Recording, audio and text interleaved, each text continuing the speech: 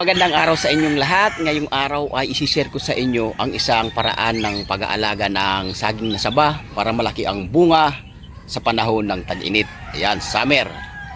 Dito sa ating mga tanim sa likod, ayan, ito yung ating mga saging na saba kung saan ay nagkaroon tayo dito ng eksperimento sa panahon ng tag-init at paano natin to napapanatili ang magandang quality ng kanyang bunga sa panahon ng tag-init. Tara mga boss, samahan nyo ako at isasalaysay ko sa inyo yung paraan ng ating mga ginawa nitong nakaraang mga araw panahon ng summer o tag-init.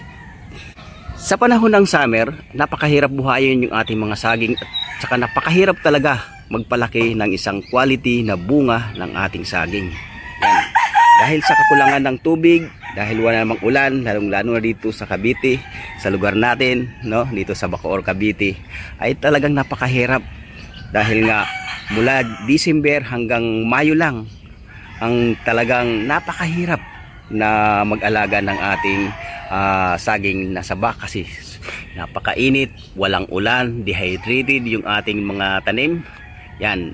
Ang ginawa natin mga boss ay nag-alaga tayo ng ating saging na saba, hindi tayo nagpasunod agad. Ang pinalaki natin ay isang puno lang. Ayan, isang puno lang, walang kasunod na malaki. Yan, yung mga bunga na ito, yung ating mga saging, wala siyang followers na pwedeng sumunod na bumunga kaagad. Yan, mapapansin nyo, hirap na hirap yung ating mga saging, lalo na yung followers. Yan, ito, maliliit pa yung followers. Ayan, pero may mga bunga na. Yan, ang isang paraan ng ginawa natin mga boss, kasi panahon niya ng tag-init, napakahirap buhayin ng mga saging. And then ang ginawa natin, isa lang ang pinatubo natin, katulad nito, may bunga na, upang hindi mahirapan yung ating halaman. Kung meron siyang follower na na sumunod kaagad, ay talagang mahihirapan ang ating saging. Dagdag pa sa sa pangangailangan ng tubig kung meron siyang follower na kasunod. Tulad na lang nito, no, mayroon tayo ditong saging na mayroong follower. Ayan. And then papansin nyo, ayan, ang bunga niya napakaliit. Ayan, zoom natin, napakaliit ang bunga niya. Yan yung mga reason kung bakit ang ginawa nating eksperimento ay hindi pagpasunod agad ng ating ating mga saging. Yan, walang follower. Yan, tulad nito, walang follower na pinasunod natin, pero yung bunga, ayan, malaki. Katulad dito, yan, napakalaki ng bunga. Yan, and then puntahan naman natin dito yung isa nating saging na pinag-aralan natin sa panahon ng tag-init. Ayan, ito yung saging natin, ayan. Ang ginawa natin, dalawang followers yung pinabunga natin.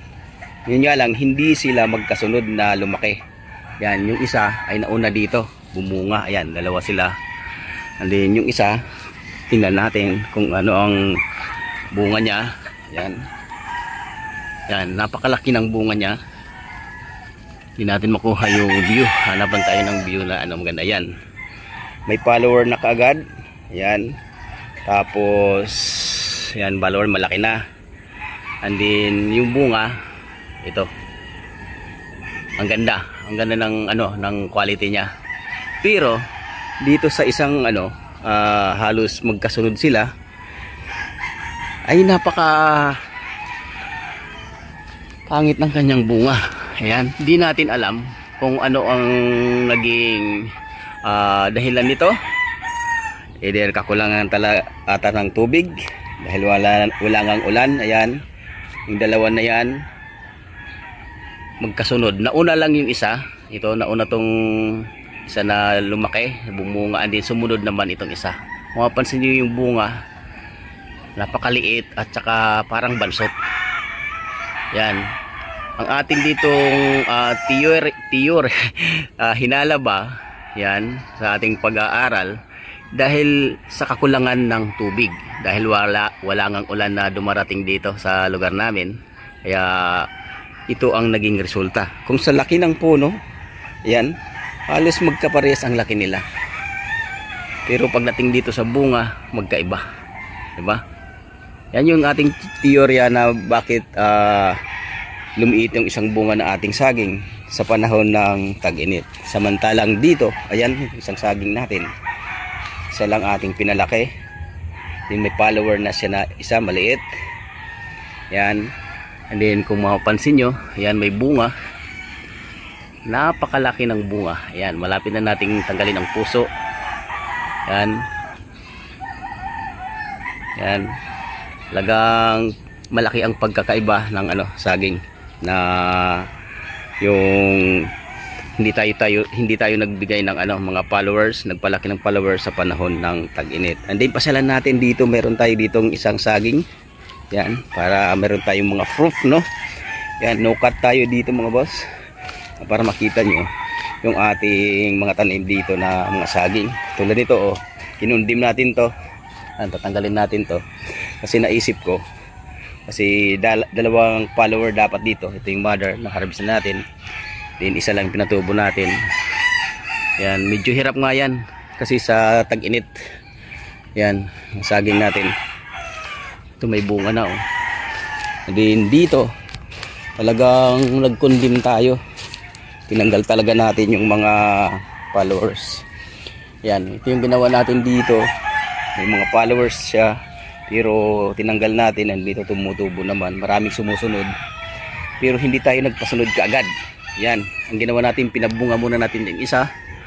Yan, napakalaki. Talagang quality yung bunga. Yan yung parang yung ang tawag dyan sa sa aming buro ay napakaganda. Ayan, oh. And then punta naman tayo dito sa isa sa pinag-aralan natin. Ayan, kondim tayo. Ayan, kondim tayo dito. Ang dami mga followers. Siguro pipili tayo dito ng isa. Ayan. Ayan. Medyo madumi lang yung ating taniman kasi ang ginawa natin, yung mga nakukuha natin katawan at saka dahon, lagi lang dito sa paligid para maging yung lupa, magkaroon ng moisture. And then ito, tingnan natin yung bunga nito. Hindi pala bunga, bulaklak. Nag-iisang puno. Ang laki.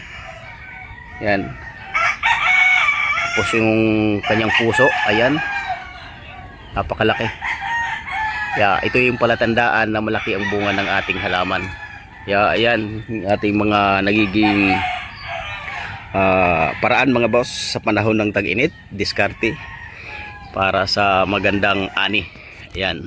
Ayan mga boss, yung ating mga eksperimento na ginawa sa panahon ng tag-init. Ayan, sana may natutunan kayo. At kung may natutunan naman kayo dito, huwag kalilimutan na lang mag-share, mag-subscribe.